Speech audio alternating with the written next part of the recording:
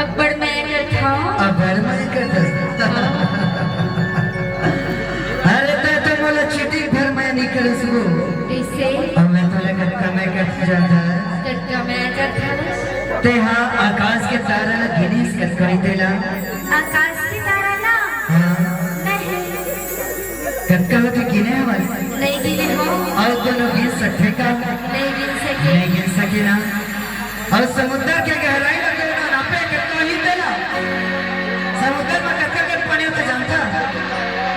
और आकाश में कटका कर तारा ही जानता नहीं जाना ना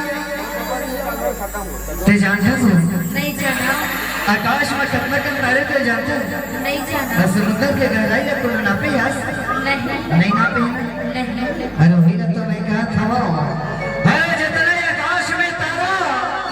और जितना समुद्र में पानी जितना आकाश में तारा जितना समुद्र में पानी हुक्का से भी ज्यादा तोला माया कठोर मर्दानी हुक्का से भी ज्यादा